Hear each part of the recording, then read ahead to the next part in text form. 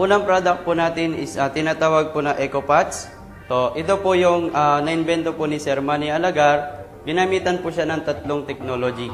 Photodynamic technology, pangalawa po is harmonic technology, and then po yung bioenergy technology. Para ito pong medium po na ito is mag-function.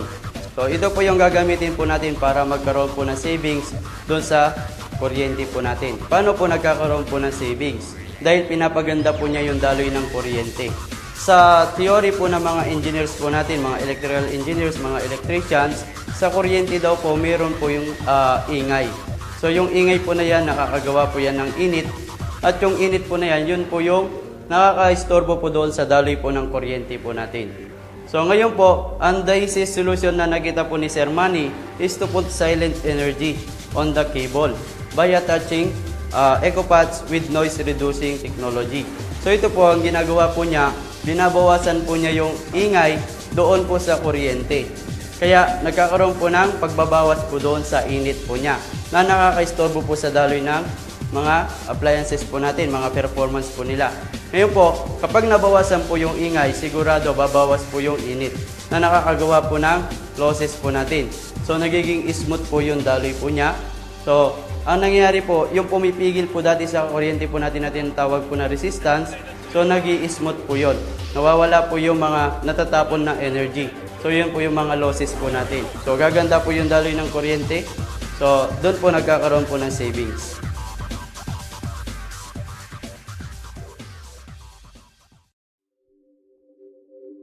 Ito po yung pangalawang product po natin is tinatawag po na iTube. So ito po, ginabitan po siya ng dalawang technology, photodynamic technology and bioenergy technology.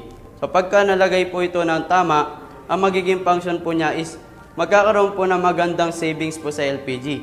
Unang-una po niyang ginagawa, pinapaganda niya po yung pagsunog po sa apoy. So pag dumaan po yung LPG gas po niyo po dito, gumaganda po yung quality po niya. So nagkakaroon po ng orientation, harmony, and clustering. So yun dati po, pagbukas po nyo doon sa LPG tank po ninyo, naamoy nyo po yung gas, so yun po yung hindi nasusunog. Ngayon po, pag ito po nakalagay na, pagkabukas po ninyo, wala na po kayong maamoy na gas. So doon pa lang po, nagkakaroon na po savings. Ang product po natin, napakaganda, kapag ito po is nakalagay, yung ordinary blue flame is nagiging brighter blue po siya. Magiging mas mainit po yung apoy at magiging mas malinis. Ngayon po, kapag mas mainit na po yan, mas mabilis na po kayo makaluto. Dati 10 minutes, ngayon 8 minutes. So yung LPG tank po ninyo, mabilis nyo na po siyang isara. Yung 2 minutes po na nakasarado na po yung LPG tank, so savings na po yun. So hindi lang po siya para po sa LPG.